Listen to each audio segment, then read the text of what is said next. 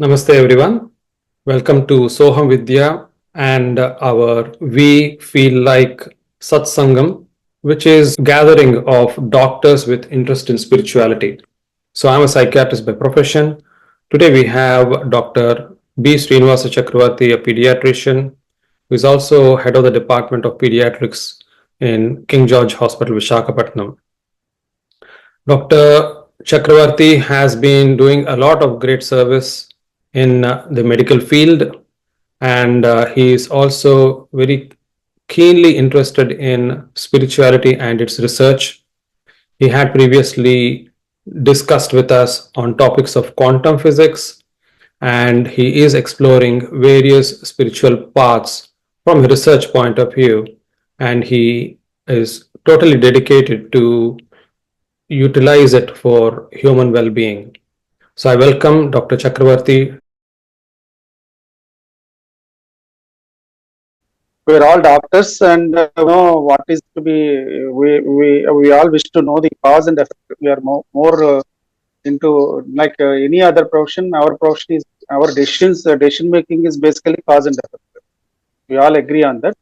So any decision we have to find the cause, and based on the cause, our decisions will be accordingly. We will take the decision. So like that we our things. What happens is at one point of time you start thinking that you don't have control over certain things. As you know, you are also a psychiatrist also as well. You know very well that once you are not in control of certain things, you start to think uh, various things like whenever you are not in control, you feel frustrated, anxiety, anger. All these negative things will come into your mind.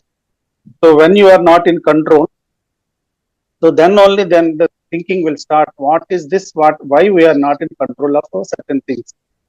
So when we are not in control, we feel miserable and helpless, and we get angry about certain things. Why is it like this? So you start to think, what is this all around? Why we are not able to? Why we are helpless in certain situations? So then you start thinking about the cause and effect and everything, and go back where the ultimate cause is. So once at one point of time, you will realize that there is no cause at all. So you start to think that you feel like a causeless cause. So even in science or even in spirituality, you reach to that state where you find there is no cause behind the cause. So you reach to that level, then you start feeling about the oneness or singularity that we all describe. So that's where everything comes. What happens when you reach to that level of singularity or oneness? Then you start thinking about what exactly, where is the time, how we are spending our time, what is the past, what is the future, are they real? So there is no such thing like past or future when you are acting upon it, and you are acting upon the present moment only. You don't act upon the past or either future. That's where your mind tends to do, and you need to be there in the present moment itself. That is the thing that driven me. Why this moment is so important for all of us? Why this is the moment in on all the spirituality and everything. We find this still your mind or rest your thoughts. You be whenever you do that, you start having you can exploit a lot of potential inside you that is there. So like that, you keep thinking about real potential of you when you start thinking about this moment only, not thinking about Okay. past or in the present. If I That's can just where my ask, spiritual angle yeah. comes. So that's great. If I can ask you, then how have you been applying spirituality Yeah. in your daily life?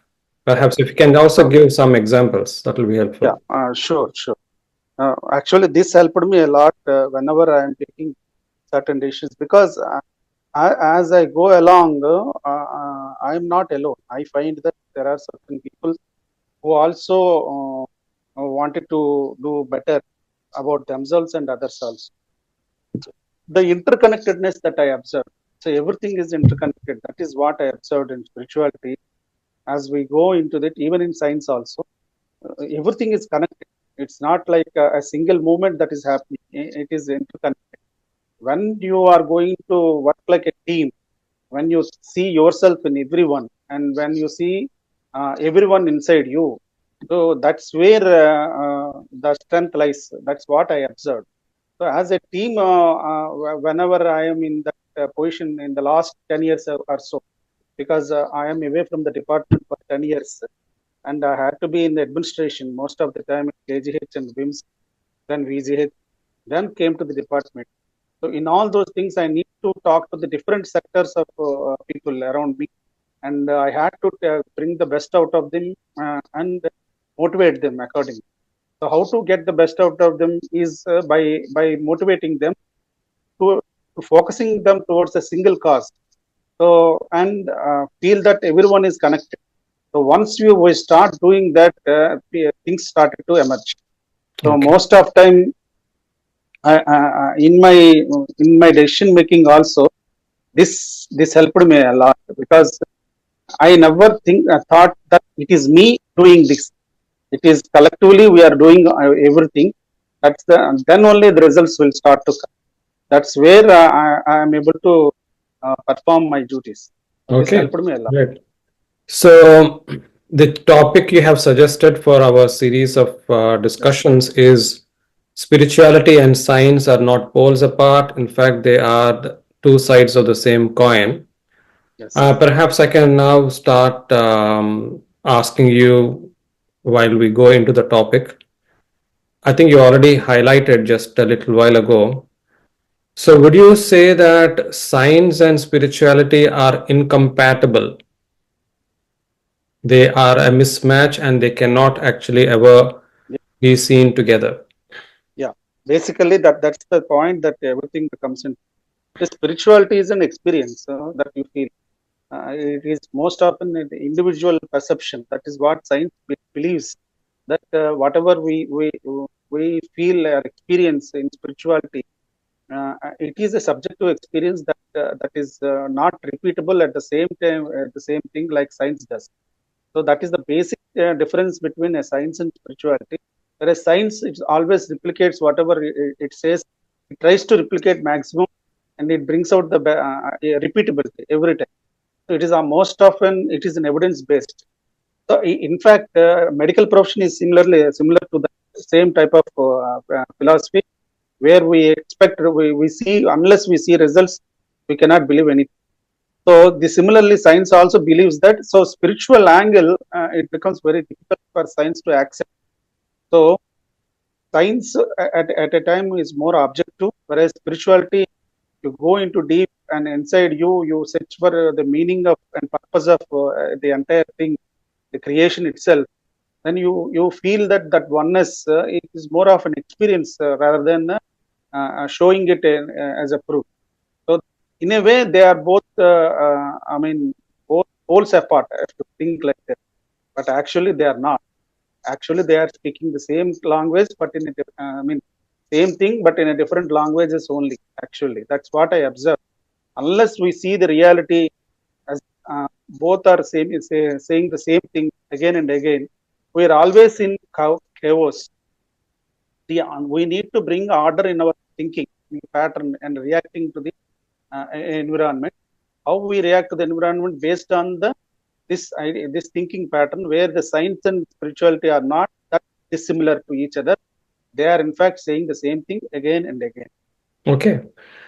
Okay, that's helpful. I just want, if I can ask, I'll possibly think this is a little more difficult question. Those things where, for instance, not working alone, but working together to get the best result, or for instance, the few things that you suggested about, helping ourselves with our mind and thoughts and emotions. Could it be that what you're referring to is a psychological model and not necessarily a spiritual model? What is spirituality as such? In what way is it different to good behavior or good morals? What is your take on it? Yeah. Here, I also went into that deeply.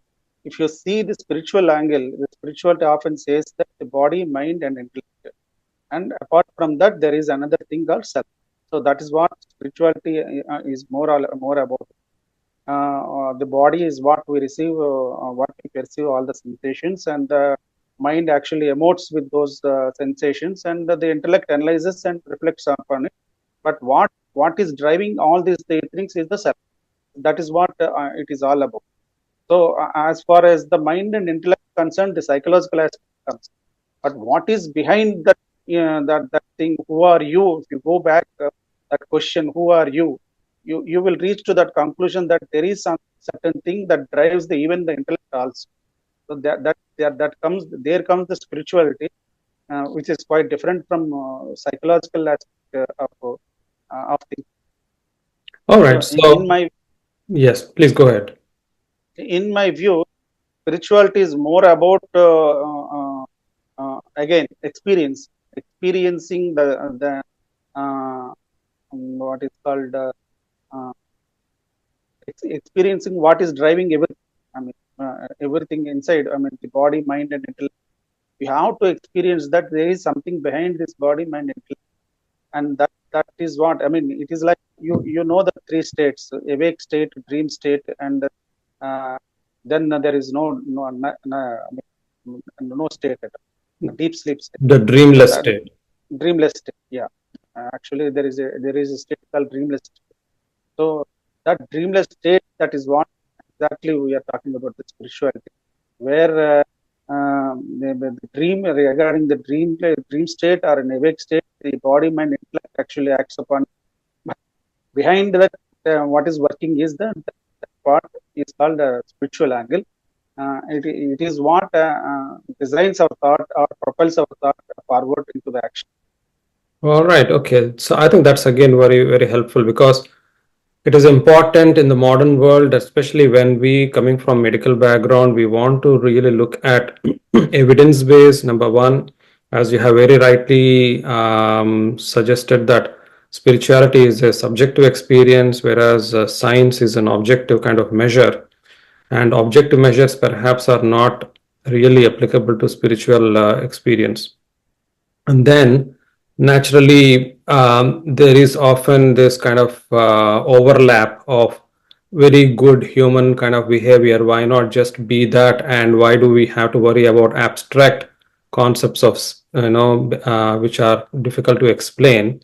I think you have nicely put that spirituality refers to the self, which that something which actually still then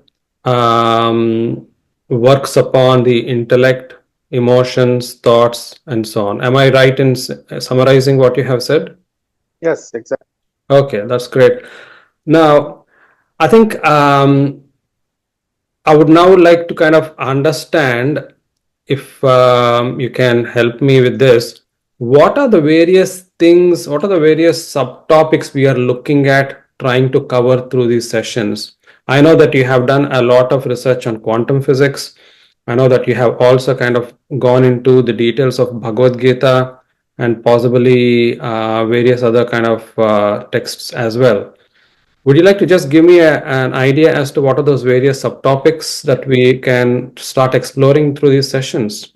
Yes, yes. The thing I wanted to say, as you pointed out, I went through the quantum physics and also Bhagavad Gita and also some philosophies like Advaita, Dvaita, and Visishta Advaita.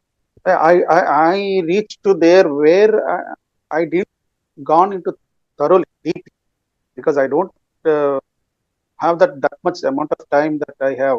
So whatever the time that is available to me, I used to read a lot of literature and also listen to the various yeah, various I mean various podcasts and YouTube videos.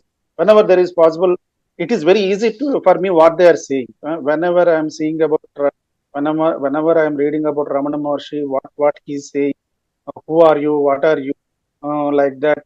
Similarly, Nisargat Maharaj, what he is saying, and even Jiddu Krishnamurti, what he is saying. Everyone saying the same truth. Even Buddha, even Buddhism is also. saying the same truth again and again and again. What is that? It is that still your mind, be thoughtless and be at your best at this moment. The present moment is the most key, which is very very difficult for a human mind to be in that present moment, because of the past, maybe our culture, or our brought up, or our history. So many things are there, and it is very difficult to come into focus on only on single moment that is currently at your hand. So my thing is, I will always touch all these topics like quantum physics, what it exactly saying about reality, and also the spirituality, what they are saying, what is the basic difference between Advaita, Dvaita, Visishtadvaita, and so on, and where does the Buddhism came, and where does it fits exactly, and how it shaped our current reality, so that we again go back to this moment. I mean, mindfulness, whatever you call it is mindfulness, where we can meditate upon very clearly. That is where our energies or our thought patterns must be focused on. That will give us the best of ourselves. So my effort is bringing that mindfulness into every person by understanding what is behind it quite clearly. So it is very easy if we start going back about the oneness or singularity. The science is saying oneness, that spirituality is saying. If we are able to understand it clearly, then everything becomes very crystal clear. Whatever our past masters, regarding Advaita, Dvaita, Vishishtadvaita, or even Buddhism, whatever they are saying the same thing again and again in different forms. That we have to understand and move on. This is my Okay, I think there's a lot to cover, obviously, through in that sense. So, to begin with, if you can just help for a very common understanding, just for a layman, what I did ask this question, but coming to the topic, what is that meeting ground where science and spirituality are two sides of the same coin? How do you say that? What is it that makes you say so? yeah. Science, and so basically, what exactly is science says is that everything it will science, what it does is ultimately it every part into multiple parts, and look into the each part again to perfection. It keeps on doing till it reaches the last part, and where it realizes that there is nothing behind it. So that is the beauty of the science. Science will always will investigate, will question everything, and will go into the details, and only when then only it will come to a formulation. That's what is science is all about. Whereas spirituality, it is all about wholeness.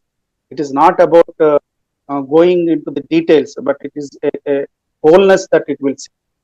So spirituality, science is more of external reality, external features, what is all around our world. So that is what science is all about. Whereas spirituality is inside. What exactly going behind your thoughts, where you can come into a common agreement or common focus. So and be steady yourself. That is all about spirituality. So unless you steady your mind without thoughts and perform your best at this moment, which spirituality suggests that you can bring your best by focusing on this moment, then only you can perform much better. You can be a creator yourself. You can create new things and everything. Science also wants the same thing. Science wants progress and peace and progress to evolve into the human. So unless we see both are same, we cannot. We are always in conflict with each other. Actually, both aim is same thing, about the humanity to survive better. So that is what my understanding is. Whatever the science or spirituality, they ultimately lead to the human welfare. Otherwise, there is no point in going ahead of ourselves. Unless we see humans are the ultimate of the creation, and wanted more peace and progress in this whatever we're thinking, there is no point in further discussion. Okay. If you can give me an example from science which inspired you to think that this is what spirituality says, and an example from spirituality, if you Yeah, can. This is me yeah, asking. yeah. Morning, I suggested the same thing. Actually, I wanted to elaborate later on the next week. Actually, there is a subjectivity of the science also. That is, science leaves the subjective feeling, but it agrees the subjective feeling is also very important in scientific reasoning. Also, it doesn't care about evidence or looks after the evidence, but very clearly it is a subjective thing. Similarly, there is an objective part that is there in spirituality also. That that we are commonly using. So, what are those things? So, if you see a placebo, whenever we give certain medicine or certain methods, there even though there is not much logic or rationality behind the treatment aspect, but still it works because the patient believes. The belief or faith, whatever that is happening to the patient, ultimately it benefited him. And that placebo effect is classical example of a subjectivity of the science. There is no rationality at all, but science accepts the placebo. So the place of the placebo. Similarly, if you see empathy nature of the person, a person who feels the same perspective about a other person and shares the same feelings, those feelings in fact changes the other person also. The empathy helps a lot, but it is an objective evidence of the spiritual. So this is where we need to collaborate each into both aspects and move on. I think that's a great example. Actually, I never thought about it. Empathy, the way you articulated it, is how our own kind of utilization of, whether we call it good behavior or spiritual principles. I will call it, let's say, spiritual principles. If we can actually put it into practice on a regular basis, it may have the ability to bring results in an objective fashion. Yeah, that's something which is, again, a little more abstract than what is so easy to measure. For instance, it's easy to measure temperature, easy to measure a blood test. But again, empathy and such kind of things are a little more abstract and a little more difficult to measure, but still, at least there is scope for some objectivity. That's great. Okay, I think given that we have only about 5 more minutes left, perhaps just to kind of keep our audience interested for the next session, what do we look forward to hearing from you? I would want to, for instance, I want you to go into the details of one topic at a time. I want you to help Yeah, people that helps me a understand lot. the That simple, helps me.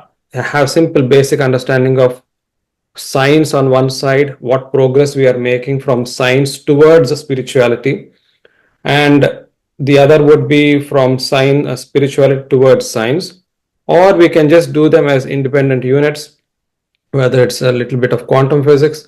I want you to focus on your learnings from Bhagavad Gita, your learnings from Buddha's teachings, and your learnings from any other parts of spirituality that you have come across. Is that possible?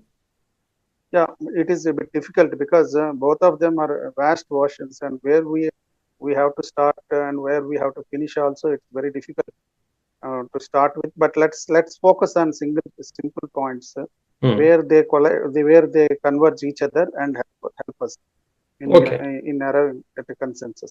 Maybe see, if you look at quantum physics, what is exactly saying is it is about the behavior of the particle at the quantum level. The particle behavior is so varied that I mean it's always in superposition state unless a measurement is made. So once you made the measurement only, it comes into a particular position. So that is a very weird phenomenon. You can never guess what exact the state of that electron or atom in the position unless you measure it, not watch it. You measure it. That's called measurement problem of quantum physics. So that makes a lot of difference. Actually, is there a free will? Another interesting topic is there a free will or everything is determined? Actually, quantum physics says everything is determined. I mean, when you go deep into that, the entanglement aspect of the quantum physics. Can you explain that a little more, a little kind of take it to a very simple level? What is Yeah, the connection between free will and quantum physics? Isn't yeah, free that's will what just exactly. about, No, it's a yeah. yeah. So basically, if you look at the entanglement aspect of the quantum physics, these are there will be a particle A and a particle B. The particle A is having upturn and particle B is having downturn. Say for example, and they are separated between one world, one end of the universe, and the other is at another end of the universe. If the particle A is changed to downturn, automatically particle B will shift towards the upturn at the other end. How is it possible? Unless, because according to Einstein, everything, nothing goes faster than the light. But actually, it is 10,000 times more faster than the light. It's not possible unless it is predetermined state. That means it's already determined, and this state already knows what exactly is happening. The particle B also already knows that what is all about particle A. So if you change the nature of the particle A, automatically particle B will change.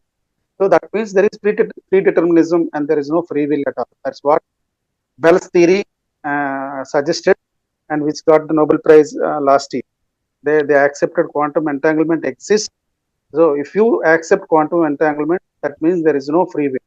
Whatever that is there, that is already written or already, made to happen.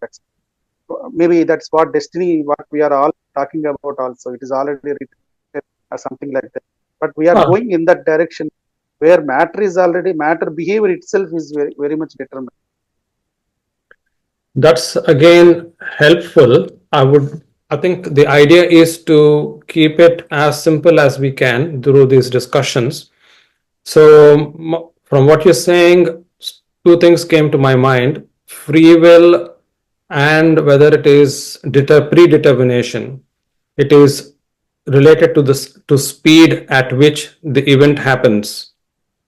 Free will, perhaps our own human understanding tends to be that because for us time is slow, as in minutes, seconds, and hours and days, we think perhaps there is a lot of time for us to decide and make choices. Whereas from possibly what you're saying from predetermined state, it so happens so quickly, much faster than thousands of times faster than light, as you said. If that's the case, the very possibility of a human being able to make changes that may, even before they think, the determined state has already kind of gone through and taken shape. Is that fair to understand that way? Yeah, but it doesn't happen at the larger bodies. Usually, Hmm. they're very small, insignificant particles only. It happens the entanglement aspect. But as you said, the brain may be involved. The consciousness may be involved in entanglement. Photosynthesis is a classical example of the quantum phenomenon where the photons are actually entangled, and that is the result that you are getting.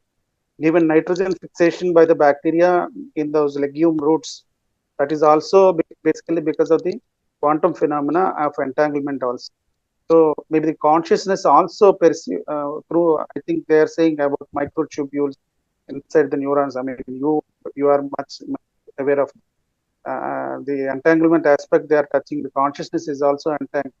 If that is the case, then we need to have much more stronger evidence. So to say that quantum phenomena really happens even in human consciousness also. So we don't have that information yet. So we have Yes, understanding of quantum's application in biological processes, but whether it deals with consciousness the same way, the predetermination is not known yet, is what you're saying. yes. But So if that's the we case, sorry, if I can just say the free will, then in that case is we are not talking yet about free will in destiny or free will in our consciousness kind of terminology.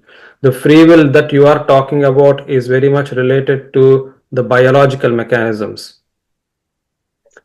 So this is still work in progress. I'm sure this model, if it is easily visible for us, in here and now biological and material models, surely it would be the same for consciousness model as well.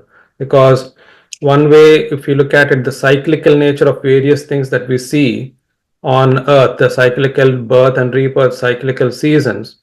Similarly, it makes it clear for us to understand at a cosmic level the cyclical nature. Similarly, maybe the very experiences of these perhaps can be replicated. More so because we know that from the ancient studies or ancient kind of literature, we are aware of predetermination and destiny. In fact, yesterday I was reading Ramayanam, where Sita makes a very poignant point that it is unfortunate that Rama is having to go through all these difficulties. Nobody is, whether it is me, Lakshmana, or Rama, no one, none of us will be able to kind of go against Vidhi, the destiny. So we know that as well. So therefore, I think it's a matter of time before these studies will catch up and show us some light on consciousness. On that note, I think I'll be happy to take questions if anybody has any or comments, because we will end for today. We promise to have these as regular sessions. Next week and maybe a little difficult for me, but I'll try and make it. So we will hope to kind of come forward with some topics of your suggestion, or perhaps Dr. Chakravarthy would also be happy to bring along some interesting topics. For instance, free will is a fantastic topic he was mentioning, and similarly, the subjectivity of science and objectivity of spirituality. There's lots of interesting things that we can talk about, along with the core essence of spiritual knowledge. Right. I'll be happy if anybody wants to ask any questions or make any comments so far.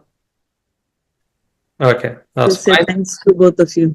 Right. Okay. So in that case, we will bring this to a close. I really thank once again Dr. Chakravarthy for sparing time. We will meet up again. Yes, Nazia ji says, but can we have a write-up about quantum physics and spirituality? Well, if only Dr. Chakravarthy has time. I actually have been pressing him to do workshops on this topic. I'm glad that I was able to at least bring him here for half an hour or 40-minute sessions on a weekly basis. He promised he will be available. Yeah, why not? Over a period of time, I think we should also do some conferences on these topics, where paper presentation and oral topics, workshops become part of a conference. So the conference can be called Science and Spirituality. Okay. Right. So we'll leave it there. Thank you once again, everyone. Namaste. We'll meet up again.